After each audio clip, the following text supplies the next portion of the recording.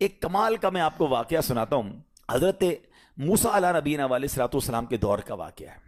اللہ کریم نے آپ کو حکم دیا کہ اے موسیٰ فلاں علاقے میں جاؤ، میرے ایک ولی کا انتقال ہو گیا ہے، تو اس کا جا کر نماز جنازہ ادا کرو، غسل کفن کا انتظام کرو. آپ ادھر گئے، آپ نے جب غسل کفن کے لیے کوشش کی تو لوگ کہنے لگے آپ کدھر آ گئے، یہ تو بڑا گناہ گار، بڑا بدکار اور زمانے کا بیکار شخص ہے، آپ اس کا جنازہ پڑھنے آئے ہیں. بہرحال آپ نے وہ سارا کچھ کر دیا.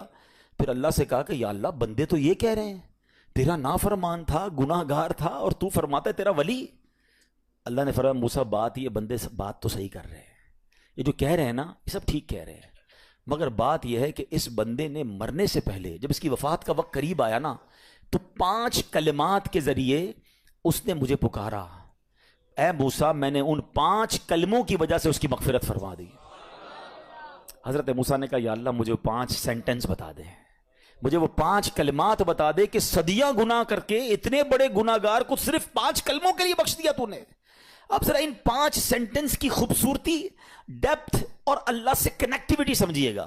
کاش یہ بات سمجھ آ جائے کہ توبہ کہتے کس کو ہیں، اللہ سے کنیکٹیوٹی کسے کہتے ہیں. ہم کانوں کو ہاتھ لگانا یا اللہ میری توبہ، ہمارے تو سٹائل ہی دوسرے ہیں نا. توبہ کسی اور شے کا نام ہے. توبہ کے لیے کوئی بہت بڑا اہتمام کرنے کی ضرورت نہیں ہے، بس دل سے ایک بار پکارنے کی ضرورت ہے. سچی پکار ہو جائے، ایک بار سچی کنیکٹیوٹی ہو جائے، وہ کریم پچھلے سارے گناہ معاف فرما دیتا ہے. اس پتہ ہے گناہ گار نے وہ 5 جملے کیا کہے؟ وہ کہتا ہے اے اللہ تو جانتا ہے کہ میں نیکوں سے محبت کرتا ہوں اگرچہ خود نیک نہیں ہوں. ذرا سوچئے، میں خود نیک نہیں ہوں مگر تو جانتا ہے مجھے نیکوں سے پیار بڑا ہے. دوسرا سینٹنس کیا تھا؟ یا اللہ تو جانتا ہے میں گناہ گاروں سے بغض رکھتا ہوں، فاسقوں سے بغض رکھتا ہوں حالانکہ میں خود گناہ گار ہوں. سمجھ رہے بات کو؟ اپنے گناہوں کا اعتراف، اقبال جرم ہے. بندے کو کہو تو گناہ گار، بولتا ہے میں کدھر گناہ گار بھائی، مجھ سے بڑا تو نیکی کوئی. ہم تو پہلے یہی ماننے کے لیے تیار نہیں کہ میرے گناہ کتنے ہیں. اللہ کی بات دنیا سے چھپا لو، اللہ سے چھپتا نہیں کچھ. ادھر اقبال کریں، ادھر مانیں، ایکسپٹ کریں. ہاں دنیا کی عدالت میں اگر ہم کہیں جا کے اپنا جرم ایکسپٹ کریں سزا سنائی جاتی ہے. سبحان اللہ، میرے رب کی رحمت کے انداز ہی نرالے ہیں، اس کی عدالت کے دستور نرالے ہیں. کوئی سچے دل سے جا کے مان لینا یا اللہ میں سب سے بڑا گناہ گار، اس کی رحمت اس کی بخشش فرما دیتی ہے. اس نے کہا کیا کہا؟ یا اللہ ہوں بڑا گناہ گار، میں گناہ گاروں سے نفرت رکھتا ہوں مگر مولا خود بھی گناہ گار ہوں. تیسرا جملہ کیا تھا؟ یا رب اگر مجھے معلوم ہو جائے نا کہ میرے جنت میں داخل ہونے سے تیری ملکیت میں کوئی کمی آ جائے گی تو پھر میں تیری جنت کا کبھی تجھ سے سوال نہیں کروں گا، کیونکہ مجھے پتا ہے تیری جنت بہت بڑی ہے. مجھے داخل کر کے تیرا کچھ بھی نہیں جانا، تیرا کچھ نہیں جانا، میرا بیڑا پار ہو جانا ہے. تو پھر میں تجھ سے کیوں نہ مانگوں؟ مجھے بخشنے میں تیرا کیا جائے گا؟ تو کریم، تیری جنت بہت بڑی، تیری رحمت بہت بڑی. تو یا اللہ مجھے اگر یہ معلوم ہو جائے کہ مجھے جنت میں داخل کرنے سے تیری ملکیت تھوڑی ہو جائے گی پھر میں جنت نہیں مانگوں گا. چوتھا سینٹنس کیا تھا؟ یا رب اگر مجھے معلوم ہو جائے کہ میرے جہنم میں داخل ہونے سے تیری ملکیت میں اضافہ ہو جائے گا تو میں جہنم سے تیری پناہ بھی نہیں مانگوں گا. اگر جہنم میں ڈالنے سے تیری ملکیت میں، تیرے ملک میں اضافہ ہو رہا ہے تو پھر مجھے ڈال دے جہنم میں راضی ہوں. مگر مجھے پتا ہے کہ مجھے جہنم میں ڈالنے سے تیری ملکیت میں کوئی اضافہ نہیں ہوگا. تو ویسے ہی مالک ہے، تو ویسے ہی خالق ہے، سب کچھ تیرا ہے.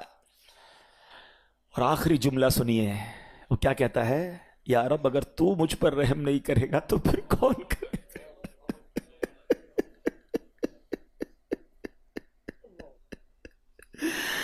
اگر اللہ رحم نہیں کرے گا تو کون کرے گا؟ آج اس کی رحم کی بھیک لینے تو آئے ہیں، آج اس کے کرم کی خیرات لینے تو آئے. ہم مانتے ہیں یا اللہ، ہم سب ایکسپٹ کرتے ہیں، ہم نے بہت گناہ کیے، ہم نے بہت خطائیں کی، لوگوں سے ڈر لگتا رہا کہ کوئی دیکھ نہ لے. مالک معلوم تھا تو دیکھ رہا ہے، پھر بھی ہم نے گناہ کیے. دروازے بند کر کے گناہ کیے، لائٹ آف کر کے گناہ کیے، علاقے تبدیل کر کے گناہ کیے. ہم سب مانتے ہیں مولا، مگر یہ پتا ہے ہمیں بخش دے گا تو تیری رحمت میں کمی نہیں آئے گی، تیرا جائے گا کچھ نہیں. ہم بھی تیرے بندے ہیں، ہم بھی تیرے بندے ہیں، تیرے محبوب کے امتی ہیں. مولا تو رحم نہیں کرے گا تو کون رحم کرے گا؟ حاصل کریں. جب حضرت عبد الرحمن بن عوف کو ہوش آیا نا تو لوگوں نے کہا کہ آپ کی طبیعت کیسی ہے؟ تو آپ نے کہا کیا مجھ پر غشی طاری ہو گئی تھی؟ تو کہا جی تو کہتے ہیں بے شک میری بے ہوشی میں میرے پاس 2 فرشتے آئے اور کہنے لگے تم چلتے نہیں کہ ہم تمہیں خدا کی بارگاہ میں لے جائیں اور تمہارے بارے میں فیصلے لیے جائیں. دوسرے فرشتے نے کہا انہیں لوٹا دو, یہ ان افراد میں سے ہے جن کے لیے ان کی ماؤں کے پیٹ میں ہی سعادت مندی لکھ دی گئی تھی, اور ان قریب اللہ تعالیٰ ان کے ذریعے ان کی اولاد کو جب تک چاہے گا نفع دے گا. اس کے بعد آپ رضی اللہ تعالیٰ 1 مہینہ مزید زندہ رہے, اس کے بعد انتقال ہوا. تو پتہ چلا کہ آپ کی والدہ نے نماز پڑھی, اللہ سے مدد مانگی اور آپ کو اللہ نے ایک نئی زندگی عطا فرمائی. تو آپ اپنی زندگی میں اس پریکٹس کو آج اس آیت سے دیکھیں, ہم نے کرنا کیا ہے. ہم جب بیان میں آئیں تو صرف بیان نہیں سننا ہے, ہم نے اللہ نے مجھے کہا کیا ہے. ہم اس ٹاپک کو لے کے اسی لیے چل رہے ہیں نا کہ میرے رب نے ڈائریکٹلی مجھ سے کیا بات کی ہے. تو آج اس آیت میں یہ لیسن مل رہا ہے کہ جب کسی پرابلم میں ہے, کلیمٹی میں ہیں, تو اللہ کی طرف جانا ہے اور نماز سے مدد چانی ہے. وَاسْتَعِينُوا بِالصَّبْرِ وَالصَّلَاةِ. اچھا اب آپ دیکھیں پیارے آقا کی نماز کی کیسی عادت تھی. بادل گرجتے تھے, آندھی چلتی تھی, کسی بری خبر کی اطلاع آ رہی ہوتی تھی, نبی پاک نماز کی طرف چلے جاتے. اچھا مجھے بتائیں نماز استسقاء کیا ہے؟ بارش نہیں ہو رہی ہے, پیارے آقا نماز پڑھا رہے ہیں. سورج گہن ہو رہا ہے, نبی پاک نماز پڑھا رہے ہیں. چاند گہن ہو رہا ہے, پیارے آقا نماز کی طرف. یعنی کس قدر اللہ کی طرف رجوع ہے. And whenever anything bad happen یا گوئنگ ٹو بیڈ ہیپن, ہونے والی لگ رہی ہے, کچھ بڑا ہونے والا ہے. ہمیں بھی تو خبریں آ رہی ہوتی ہے نا کہ بھائی کل بہت شدید بارش ہوگی, اللہ نہ کرے کوئی اور بری خبر ایکسپیکٹیشن ہے. آپ کو کاروبار میں کوئی ایسی خبر آنے کا ڈر ہے, یا آپ کی کوئی شپمنٹ جاری ہے, واٹ ایور آپ چاہتے ہیں ہر چیز بہتر ہو جائے. قرآن نے فارمولا دیا نا, وَاسْتَعِينُوا بِالصَّبْرِ وَالصَّلَاةِ. اللہ نے ڈائریکٹلی مجھے اور آپ کو کہا ہے. تو from now on words make your practice کہ میں نے انشاءاللہ نماز سے مدد لینی, اور آپ اپنی آنکھوں سے دیکھیں گے اور آپ اللہ سے عرض بھی کریں کہ اللہ تو نہیں قرآن میں کہا ہے مدد لے, میں نے کھڑا ہو گیا نماز کے لیے. تو نماز سے آپ نے مدد لینی ہے. اچھا اب اس کے بعد آیت کا جو سیکنڈ پارٹ ہے کہ صبر سے بھی مدد لینی ہے, اور آگے کیا فرمایا, ان اللہ مع الصابرین, اللہ صابروں کے ساتھ ہے. سبحان اللہ. اس کا مطلب یہ ہوا کہ اللہ تعالیٰ اپنے علم و قدرت کے ساتھ, ویسے تو ہر کسی کے ساتھ ہے, لیکن یہاں صبر کرنے والوں کا خاص ذکر اس لیے ہوا تاکہ انہیں معلوم ہو جائے کہ اللہ تعالیٰ ان کی مشکلات کو دور فرما دے گا. مگر کرنا کیا ہے؟ صبر کرنا ہے. اچھا اب صبر کے بارے میں 2 باتیں بڑی اہم ہیں کہ صبر نارملی ہم جب بھی صبر کے بارے میں سنتے ہیں تو صبر ہم کہتے ہیں یار تکلیف آئی ہے صبر کرو, یقیناً یہ بھی صبر ہے, مگر صبر کی ایک اور قسم بھی ہے جو اس سے بھی سپیریئر ہے, جو اس سے بھی افضل ہے, اور وہ کیا ہے؟ گناہ کے لیے دل چاہے, حرام کے لیے دل چاہے, نفسانی خواہشات برا کام کروانا چاہ رہی ہیں اور بندہ اس پر صبر کرے. یہ صبر جو ہے نا, یہ شریعت کو اور محمود ہے اور بڑا افضل ہے کہ انسان کو جی چاہے کہ فلاں گناہ کرنا ہے مگر وہ اس پر صبر کرے. اور دوسرا صبر وہی ہے جو ہم جانتے ہیں کہ کوئی مصیبت آ جائے, کوئی آفت آ جائے, کوئی ہمارا اللہ نہ کرے کسی سے لڑائی ہو جائے, ہمیں کوئی برا بلا کہے, ہم اسے معاف کر دیں, صبر کریں. یا جسمانی تکلیف ہے, کاروبار میں پرابلم ہے, ہم اللہ کی رضا پر راضی رہیں. تو یہ 2 قسم کے صبر ہیں. اور جب کوئی بندہ صبر کرتا ہے نا تو قرآن و حدیث اور بزرگان دین کے اقوال سے میں اب آپ اس کے 10 فائدے بتانا چاہتا ہوں. میں کہتا جاؤں گا, آپ اللہ کے ذکر کی نیت سے سبحان اللہ بھی کہتے رہیں, جنت میں درخت بھی لگاتے رہیں. ٹھیک ہے. اللہ تعالیٰ صبر کرنے والوں کے ساتھ ہے. صبر کرنے والے کو اس کے عمل سے اچھا اجر ملے گا, صبر کرنے والے کو بے حساب اجر ملے گا, صبر کرنے والوں کی جزا دیکھ کر قیامت کے لوگ حسرت کریں گے, صبر کرنے والے رب کریم کی طرف سے درود و ہدایت اور رحمت پاتے ہیں, صبر کرنے والے اللہ کو محبوب ہیں, صبر آدھا ایمان ہے, صبر جنت کے خزانوں میں سے ایک خزانہ ہے, صبر کرنے والے کی خطائیں مٹا دی جاتی ہیں, اور صبر ہر بھلائی کی کنجی ہے. اب آتے ہیں ان دونوں صبر کو تھوڑا سا ڈیفائن کرتے ہیں. ایک نفسانی خواہشات, گناہ کا جی چاہتا ہے, کیونکہ نفس ہے نا وہ تو ہر وقت موج مستی چاہتا ہے, وہ تو ہر وقت چاہتا ہے جناب بس یہ بھی کام کر لوں وہ بھی کر لوں. اب مجھے یہ دیکھنا ہے کہ میرا یہ کام اللہ کو راضی کرے گا یا رب کو ناراض کر دے گا. لیکن جو نفسانی خواہشات پر صبر کرتا ہے نا, گناہ سے اپنے آپ کو بچاتا ہے, قرآن کیا کہتا ہے, وَأَمَّا مَنْ خَافَ مَقَامَ رَبِّهِ وَنَهَى النَّفْسَ عَنِ الْهَوَىٰ فَإِنَّ الْجَنَّةَ هِيَ الْمَأْوَىٰ. اور رہا وہ جو اپنے رب کے حضور کھڑے ہونے سے ڈرا اور نفس کو خواہش سے روکا تو بے شک جنت ہی اس کا ٹھکانہ ہے. دل چاہ رہا ہے, شیطان کہہ رہا ہے کر لے, کوئی دیکھنے والا نہیں ہے, علاقہ بھی چینج کر لیا, شہر بھی تبدیل ہو گیا, nobody here to watch you, مگر اللہ دیکھ رہا ہے. اچھا نارملی اگر غور کریں ہم گناہ کرتے کیوں ہیں, جتنے بھی گناہ ہیں, what ever the list of گناہ اٹھائیے, کوئی شراب پیتا ہے, کوئی بدکاری کرتا ہے, معاذ اللہ, کوئی جوا کھیلتا ہے, کوئی جناب بے حیائی کرتا ہے, گندی چیزیں دیکھتا ہے یا جھوٹ بولتا ہے, واٹ ایور, ان تمام گناہوں میں تھوڑی سی لذت ہے, ٹیسٹ. ٹھیک ہے, غیبت میں بھی ٹیسٹ ہے, بلکہ کتابوں میں آیا کہ غیبت میں شراب سے بھی زیادہ مزہ ہے, جبھی تو بندہ چھوڑتا نہیں ہے. اچھا لیکن تمام ٹیسٹ میں ایک بڑی اہم بات اب میں کہنے جا رہا ہوں. یہ بزرگ نے بڑی کمال کی ون لائنر ہمیں دے دیا ہے. وہ کہتے ہیں کبھی بھی لذت کے لیے گناہ مت کرنا, کیونکہ لذت ختم ہو جائے گی, گناہ کا جواب اور پنشمنٹ باقی رہ جائے گی. اب آپ اس فارمولے کو سامنے رکھیں کہ جب بھی ہم گناہ کرتے ہیں فیو منٹس یا فیو آورز کی ایک انجوائمنٹ ہے, آفٹر دیٹ انجوائمنٹ ختم, مگر اس کا جواب باقی ہے, عذاب باقی ہے, اللہ نہ کرے اللہ ناراض ہوا تو پنشمنٹ باقی ہے. تو کیا فرمایا, انجوائمنٹ کے لیے گناہ مت کرنا, انجوائمنٹ ختم ہو جائے گی, عذاب باقی رہ جائے گا. اور اگلا سینٹنس کتنا خوبصورت ہے, فرماتے ہیں کبھی بھی تکلیف کی وجہ سے نیکی مت چھوڑنا, تکلیف ختم ہو جائے گی, اجر باقی رہ جائے گا. اب مثال دیتا ہوں, اس کے 2-3 ایگزامپل سمجھیے. گناہ کی ایگزامپل تو آپ سمجھ گئے کہ کوئی بھی تھوڑی دیر کا گناہ کرتا ہے, لذت پاتا ہے, وہ گناہ ختم, عذاب باقی.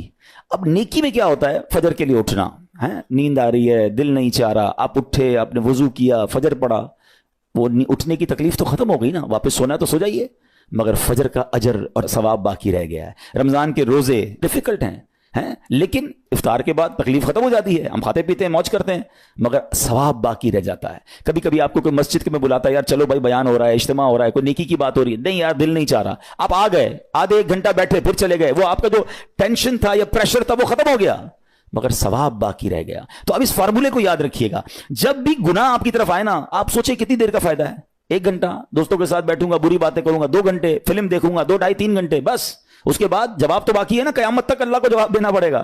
نہیں یار مجھے انجوائمنٹ کے لیے گناہ نہیں کرنا ہے. اور جب کوئی نیکی کا کام آئے اور آپ کو لگے یار دل نہیں چاہ رہا, مزہ نہیں آ رہا, بوریت ہوگی, چھوڑنا یار, تو بندہ سوچے کتنی دیر کی نیکی ہے, آدھے گھنٹے کی, 1 گھنٹے کی, بس 2 گھنٹے کی, اور ثواب باقی رہ جائے گا. Let's do it. اگر یہ بات سمجھ آ گئی نا آپ کو, تو انشاءاللہ دیکھیے گا گناہ سے بچنا اور نیکیاں کرنا آسان ہو جائے گا. تو اب کیا فرمایا قرآن نے کہ جس نے اپنے نفس کو روکا, کیا خوبصورت آیت ہے, وَأَمَّا مَنْ خَافَ مَقَامَ رَبِّهِ وَنَهَى النَّفْسَ عَنِ الْهَوَىٰ, اور رہا وہ جو اپنے رب کے حضور کھڑے ہونے سے ڈرا اور نفس کو خواہش سے روکا, تو بے شک جنت ہی اس کا ٹھکانہ ہے. اور ایک اور جگہ کمال سے فرمایا, وَلِمَنْ خَافَ مَقَامَ رَبِّهِ جَنَّتَانِ, مبارک ہو ان کو جو اللہ سے ڈرتے ہیں نا, صبر کرتے ہیں, گناہ نہیں کرتے, رک جاتے ہیں. قرآن کہتا ہے جو اپنے رب کے حضور کھڑے ہونے سے ڈرے, اس کے لیے 2 جنتیں ہیں, 1 نہیں 2 جنتیں ہیں. سورہ رحمان کی آیت ہے.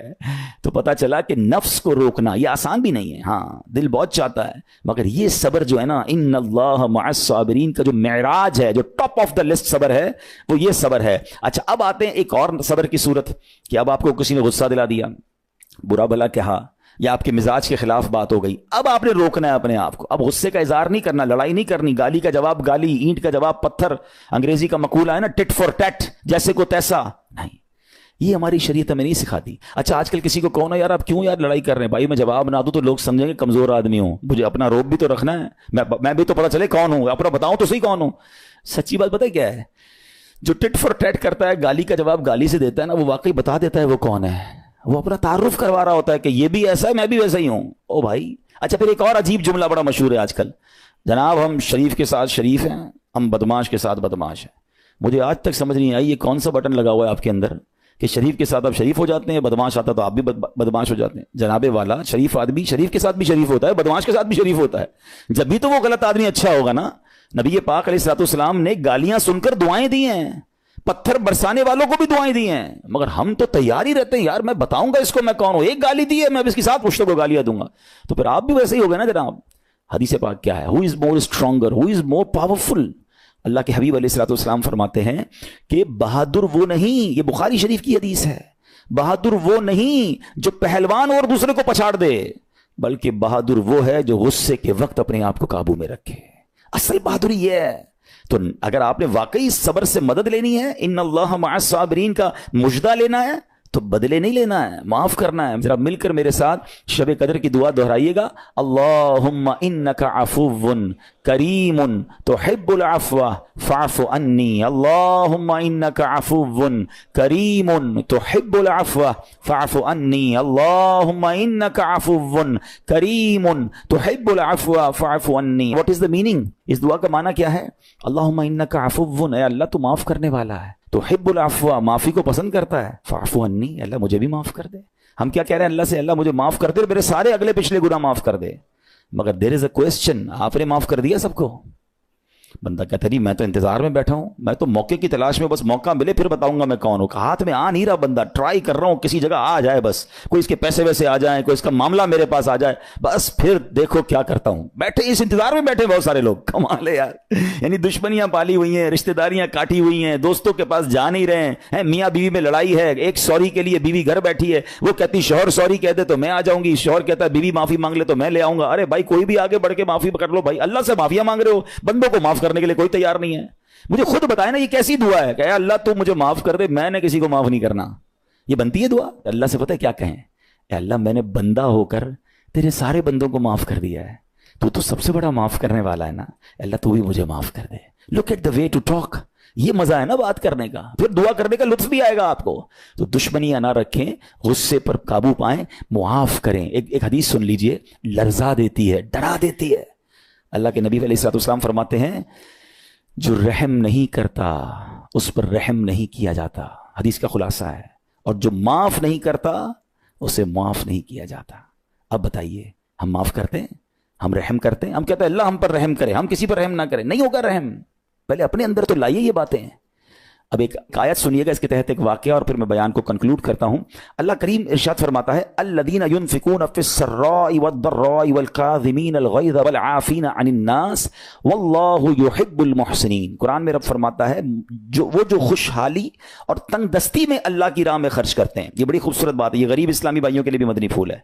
امیر تو خرچ کرتا ہے نارملی, غریب خرچ نہیں کرتا اللہ کی راہ میں. ہمارے قبلہ مفتی قاسم صاحب نے تفسیر قرآن صراط الجنان میں ایک بڑی پیاری بات لکھی. آپ کہتے ہیں پوری دنیا کے امیروں کا سروے کر لینا, ان کی جو پیسے بڑھنے کی ایک وجہ یہ بھی ہوتی ہے کہ وہ کہیں نہ کہیں چیریٹی کر رہے ہوتے ہیں, مدد کر رہے ہوتے ہیں. وہ مدد اور وہ نیکی ان کے پیسے بڑھا رہی ہوتی ہے. اور پوری دنیا کے غریبوں کا سروے کریں تو ان میں سے بڑی تعداد وہ جو خرچ ہی نہیں کرتی اللہ کی راہ میں. کہتے ہیں ہم کیا خرچ کریں, ہم تو غریب ہیں, ہم پر لوگ خرچ کریں.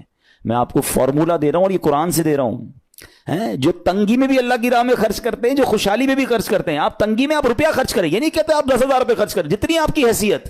یہ کاروبار ہے, آپ 1 روپیہ دیں گے اور آئے گا, آپ 10 روپے دیں گے اور آپ کسی نہ کسی نیکی کے کام میں خرچ کرتے رہیں, آپ غربت سے باہر آ جائیں گے. If you want to take out yourself from that problem, آپ آئیں اللہ کی راہ میں خرچ کرنا شروع کریں. قرآن کہہ رہا ہے کہ جو تنگی اور خوشحالی میں اللہ کی راہ میں خرچ کرتے ہیں. اور اگلا پارٹ کتنا خوبصورت ہے, فرمایا والکاظمین الغیظ والعافین عن الناس, فرمایا اور غصہ پینے والے اور لوگوں سے درگزر کرنے والے. انعام کیا ہے, واللہ یحب المحسنین, اور اللہ نیک لوگوں سے محبت فرماتا ہے. اور پھر ہاں زندگی میں کلیمٹیز, پرابلم, بیماریاں, مشکلیں, قرآن خود کہتا ہے کہ من قریب تمہیں آزمائیں گے. کبھی بیماری آئے گی, کبھی بھوک آئے گی, کبھی مال کم ہو جائیں گے, کبھی ڈسٹربنس آئے گی, خوف آ جائے گا. تو بی ریڈی فار دیٹ, صبر کرنا ہے, کیونکہ اللہ نے فرمایا وبشر الصابرین, صبر کرنے والوں کے لیے خوشخبری ہے. تو اللہ کرے کہ یہ بات ہمیں سمجھ آ جائے اور ہم اس آیت پر عمل کرنے والے بن جائیں تو زندگی بڑی آسان ہو جائے گی. یہاں ایک میں عقیدے کی بات بھی کلیریفائی کر دوں. کچھ لوگوں کو بعض اوقات کنفیوژن ہوتی ہے یا لوگ کنفیوژن کریٹ کرتے ہیں. مجھے ایک بات بتائیے گا کہ اللہ کیا کہہ رہا ہے, وَاسْتَعِينُوا بِالصَّبْرِ وَالصَّلَاةِ, اے ایمان والو صبر سے اور نماز سے مدد چاہو. کیا صبر اور نماز خدا ہیں؟ بتائیے, نہیں ہے نا, اللہ تو نہیں ہے. ہم صبر اور نماز کی عبادت تو نہیں کرتے. تو جب قرآن کہہ رہا ہے کہ صبر اور نماز سے مدد مانگو, تو غیر اللہ سے مدد مانگنے کا درس تو ہمیں قرآن دے رہا ہے. تو اس کا مطلب یہ ہوا کہ اللہ کے سوا کسی چیز سے یا کسی شخصیت سے مدد لینے کا مقصد یہ نہیں ہوتا کہ ہم اس کی عبادت کر رہے ہیں. اگر آج کے دور میں کوئی اللہ کے نبی سے کہتا ہے کہ یا رسول اللہ انظر حالنا, یا بھر دو جولی میری یا رسول اللہ, تو یہاں کوئی شرک کی بات نہیں ہے, کیونکہ یہاں یہ نیت نہیں ہے کہ ہم ان کو خدا مان رہے ہیں, یا یہ بھی نیت نہیں ہے. ایک بات ایک عقیدہ کلیئر کر دیتا ہوں, پوری دنیا میں عاشقان رسول کا یہی عقیدہ ہے کہ کوئی نبی, کوئی صحابی, کوئی ولی اپنی طرف سے کسی کو کچھ نہیں دے سکتا. وہ سب رب کے محتاج ہیں, اللہ کسی کا محتاج نہیں ہے. جو اللہ کا ہے وہ اس کا اپنا ہے. ہاں اللہ نے اپنے مخصوص بندوں کو کچھ عطائیں کی ہوئی ہیں, کچھ پاورز دیے ہوئے ہیں, وہ اللہ کی عطا سے اگر کسی کو تقسیم کرتے ہیں تو اس میں کوئی پرابلم نہیں ہے. قرآن کہہ رہا ہے اے ایمان والو صبر اور نماز سے مدد چاہو. یہاں ایک اور بات سمجھنی ہے, دنیاوی طور پہ بھی کیا ہوتا ہے کہ آپ کسی باس ہوتا ہے اپنے کسی مینیجر کو پاور آف اٹارنی دے دیتا ہے کہ یہ تمہارے پاس اس پراپرٹی کا پاور ہے, تمہارے पास फलां चीज का पावर है, वो उस पावर के बिहाफ पर वो काम कर देता है, मगर कोई ये नहीं कहता कि he is the owner, actually he have attorney, he have power of attorney.